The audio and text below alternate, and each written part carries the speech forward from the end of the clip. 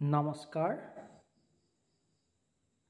আমি আজি চতুৰ্থ অধ্যায়লৈ আহি পাইছোঁ। তৃতীয় অধ্যায়ত আমি চৰ্চা কৰিছিলোঁ নক্ষত্ৰসমূহৰ বিস্তাৰৰ বিষয়ে, যে নক্ষত্ৰ ২৭টা আৰু এই ২৭টা নক্ষত্ৰই ব্ৰহ্মাণ্ডত আৱৰি আছে।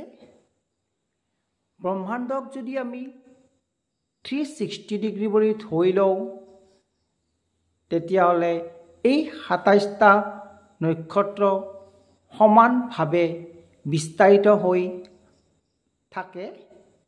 তেতিয়া এটা নক্ষত্ৰৰ মান হ'ব 13 ডিগ্ৰী 20 মিনিট। 13 degree 20 minute.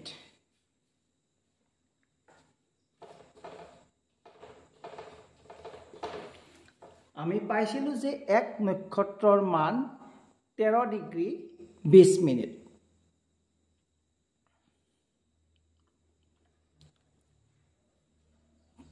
পুনৰাই কৈছোঁ যে নক্ষত্ৰসমূহৰ নাম একাদিক্ৰমে মনত ৰাখিবই লাগিব আৰু ই অতিকৈ দৰকাৰী।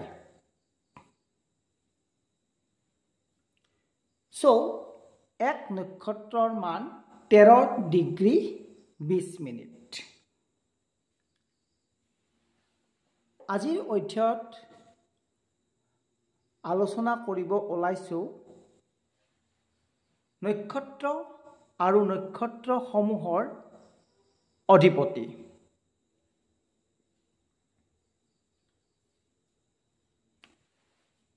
ইয়াত একাদিক্ৰমে নক্ষত্ৰসমূহ লিখিছোঁ: অশ্বিনী, ভৰণী, কৃত্তিকা, ৰোহিণী, মৃগশিৰা, আৰ্দ্ৰা, পুনৰ্বসু, পুষ্যা, অশ্লেষা, মঘা, পূৰ্ব ফাল্গুনী, উত্তৰ ফাল্গুনী, হস্তা, চিত্ৰা, স্বাতী, বিশাখা, অনুৰাধা, জ্যেষ্ঠা, মূলা, পূৰ্বহাৰা, উত্তৰহাৰা, শ্ৰৱণা, ধনিষ্ঠা, শতভিষা, পূৰ্ব ভাদ্ৰপদ, উত্তৰ ভাদ্ৰপদ আৰু ৰেৱতী।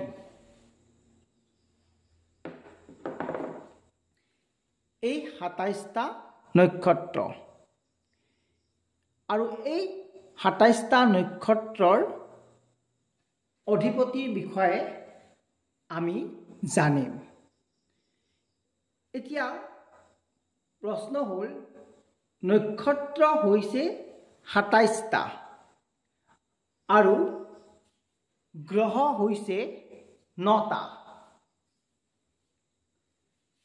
নক্ষত্ৰ হৈছে ২৭টা আৰু গ্ৰহ হৈছে ৯টা।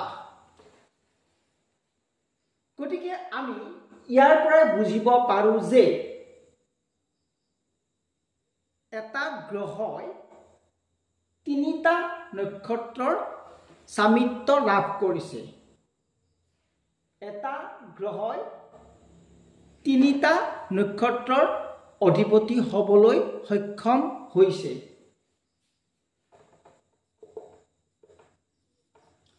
Night result 27, অৰ্থাৎ এটা গ্ৰহই ৩টাকৈ নক্ষত্ৰৰ অধিপতি হৈছে।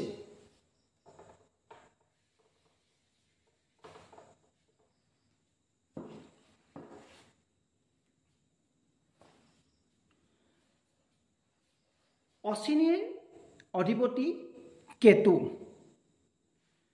ভৰণীৰ অধিপতি শুক্ৰ, কৃত্তিকাৰ অধিপতি ৰবি, ৰোহিণীৰ অধিপতি চন্দ্ৰ, মৃগশিৰাৰ অধিপতি মংগল, আৰ্দ্ৰাৰ অধিপতি ৰাহু, পুনৰ্বসুৰ অধিপতি বৃহস্পতি, পুষ্যাৰ অধিপতি শনি, অশ্লেষাৰ অধিপতি বুধ, মঘাৰ অধিপতি কেতু, পূৰ্ব ফাল্গুনীৰ অধিপতি শুক্ৰ, উত্তৰা ফাল্গুনীৰ অধিপতি ৰবি, হস্তাৰ অধিপতি চন্দ্ৰ, চিত্ৰাৰ অধিপতি মংগল, ছাতিৰ অধিপতি ৰাহু, বিশাখাৰ অধিপতি বৃহস্পতি, অনুৰাধাৰ অধিপতি শনি, জ্যেষ্ঠাৰ অধিপতি বুধ, মূলাৰ অধিপতি কেতু, পূৰ্বহাৰাৰ অধিপতি শুক্ৰ, উত্তৰাহাৰাৰ অধিপতি ৰবি, শ্ৰৱণাৰ অধিপতি চন্দ্ৰ,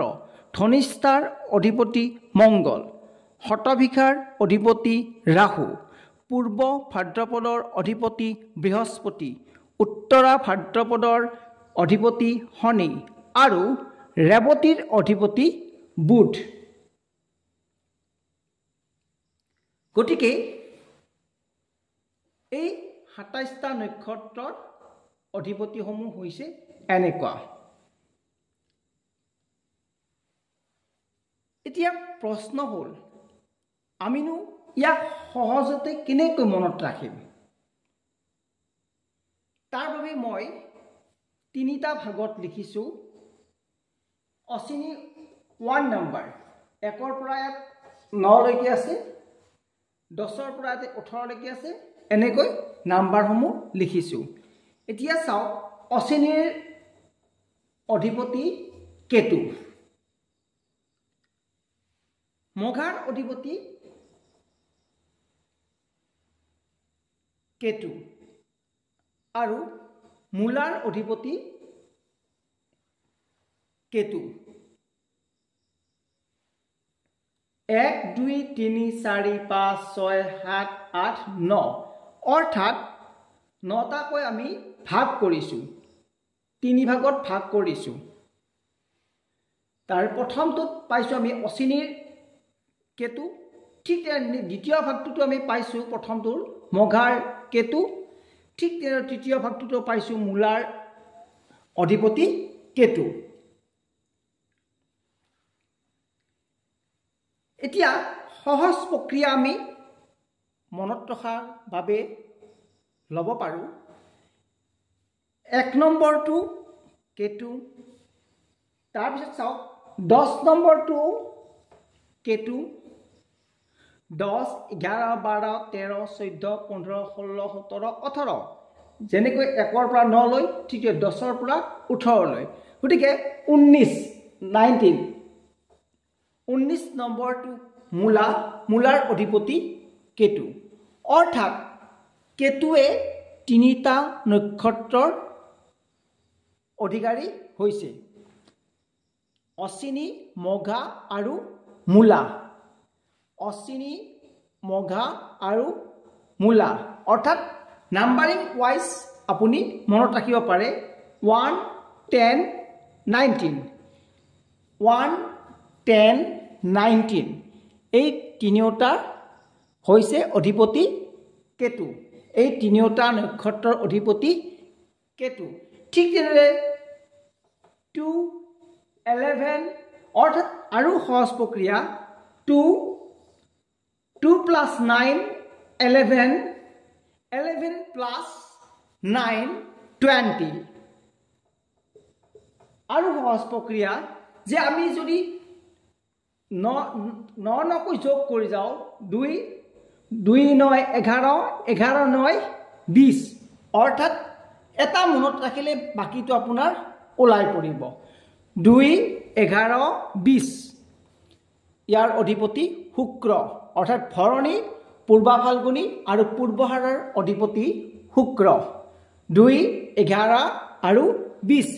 ঠিক তেনেদৰে 3 নম্বৰ নক্ষত্ৰ হৈছে কেতু, 3 9 12, 3 9 12, 12 9 21, 12 9 21, গতিকে কৃতিকা, উত্তৰা ফাল্গুনী আৰু উত্তৰহাৰাৰ অধিপতি ৰবি।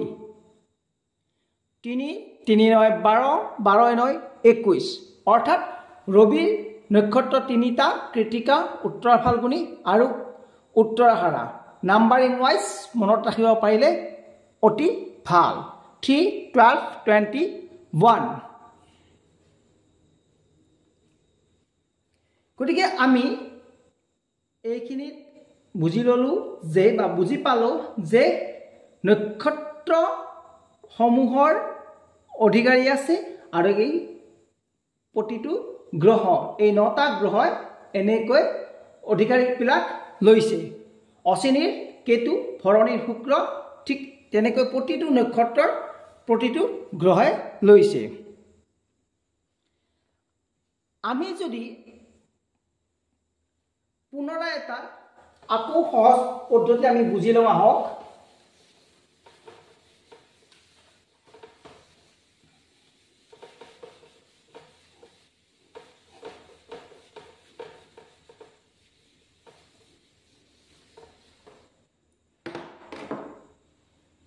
ধৰা হ'ল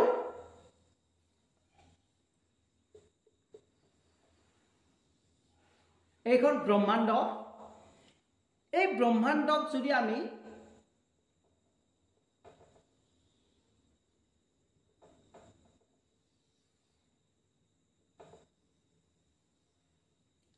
তিনিটা ভাগ কৰোঁ এই ব্ৰহ্মাণ্ডক যদি আমি তিনিটা ভাগ কৰোঁ এটা ভাগত কিমান পৰিব 120 ডিগ্ৰী কিয়নো 360 ডিগ্ৰী 360 ডিগ্ৰী 360 ডিগ্ৰীক 3 ভাগ কৰিলে 120 ডিগ্ৰী 120 ডিগ্ৰী আৰু 120 ডিগ্ৰী অৰ্থাৎ এই 9টা নক্ষত্ৰৰ বিস্তাৰ 120 ডিগ্ৰী প্ৰতিটো ইয়াত 9টা ইয়াত 9টা ইয়াত 9টা অৰ্থাৎ প্ৰত্যেকটোত 9টাকৈ নক্ষত্ৰ আছে আৰু এই 9টা নক্ষত্ৰৰ অৱস্থান কিবা হ'ব বিস্তাৰ 120 ডিগ্ৰী 120 ডিগ্ৰী গতিকে এতিয়া চাওক অতি সহজ পদ্ধতি যে আমি কি কৰোঁ যে ইয়াত 9টা নক্ষত্ৰ ইয়াত 9টা নক্ষত্ৰ আৰু ইয়াত 9টা নক্ষত্ৰ এনেকৈ ভাগ হৈ আছে এটো মুছি লৈছো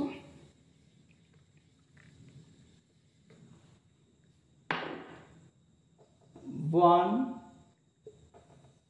2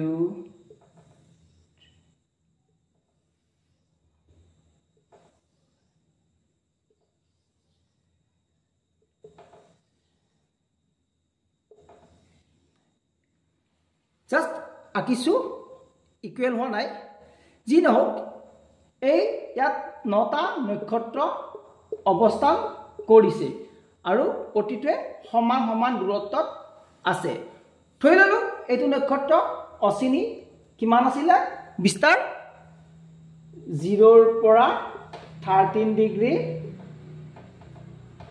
20 মিনিট গতিকে চাওক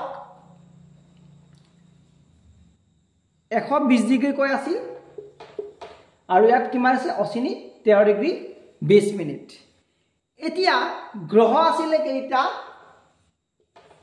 9টা গতিকে এই তিনিওটা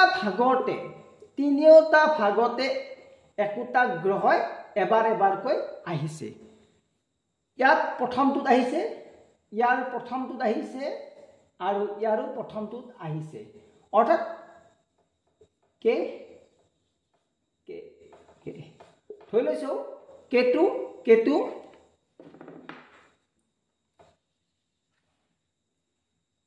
ইয়াত প্ৰথমটো কেতু গতিকে চাওক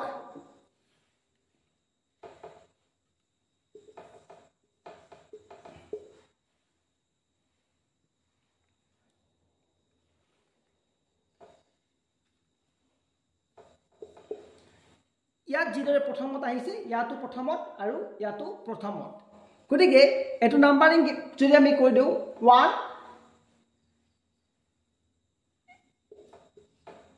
1 plus 9 10 10 plus 9 19 1 নম্বৰ নক্ষত্ৰ 10 নম্বৰ নক্ষত্ৰ আৰু 19 নম্বৰ নক্ষত্ৰ এই তিনিটা নক্ষত্ৰৰ অধিপতি হৈছে কেতু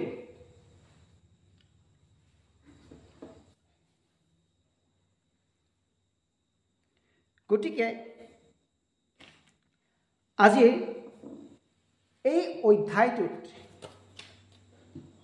আমি শিকিলোঁ নক্ষত্ৰ আৰু নক্ষত্ৰসমূহৰ অধিপতি।